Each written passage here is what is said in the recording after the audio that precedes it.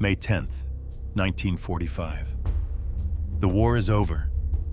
Two American P-47 Thunderbolts cut across the sky somewhere over Germany. Below them, burned-out towns, empty roads, quiet fields. The pilots aren't on a mission anymore. They're just flying. Low, fast, free. After years of danger, they can finally do it for the joy of it. In the days after VE Day, people saw more and more of these flights. Thunderbolts buzzing rooftops, dipping over main streets, racing just above the treetops. Not in anger, not for combat. It was a mix of relief, habit, and maybe a little showing off. For the Americans, it was celebration. For German civilians looking up, it was a reminder. This time, the sky belonged to someone else. The P-47 wasn't a pretty airplane. Big, round, and heavy. German pilots joked it looked like a milk bottle with wings. But the thing was tough. It could take hits, come home full of holes, and still bring its pilot back alive. That's what mattered. It packed 8.50 caliber machine guns, more than 3,000 rounds ready to fire.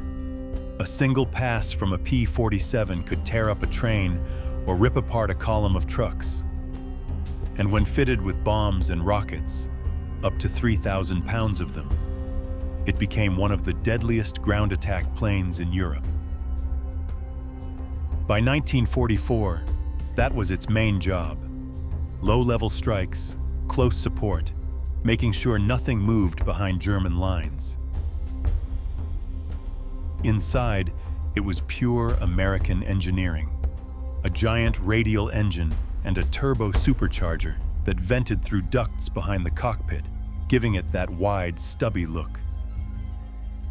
The cockpit had air conditioning. The gun bays were heated so the weapons wouldn't freeze. It wasn't sleek, but it was smart. By the time Germany surrendered, there wasn't much left to fight in the air.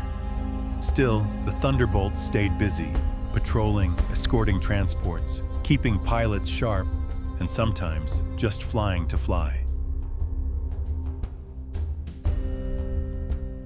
So why were they doing it? Racing low over quiet towns when the war was already done? The truth is, no one wrote down a clear reason. There are flight logs, bits of film, eyewitness stories, but no official order that says, "Go buzz Germany." These flights were part patrol, part training, part therapy.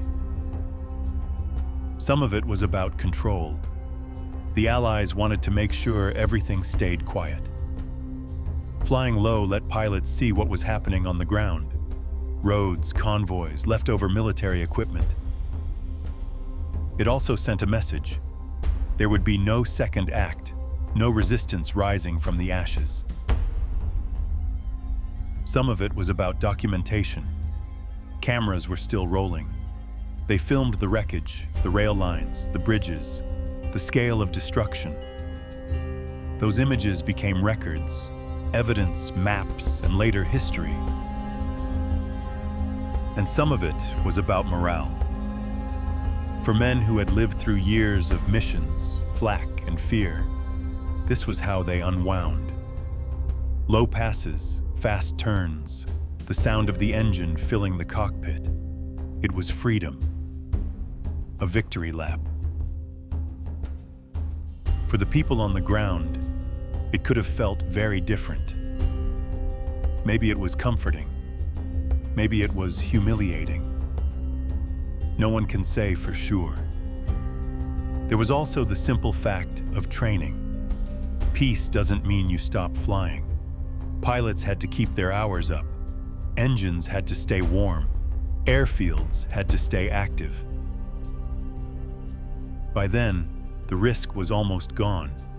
Just a few isolated guns, the odd shot fired in confusion. But most skies were empty now, and so the P-47s kept flying. The same aircraft that had thundered through combat now rolled and dived over a country in ruins. Their engines echoed across silent towns, not as weapons, but as reminders. The war was over. The noise was still there. Only the meaning had changed.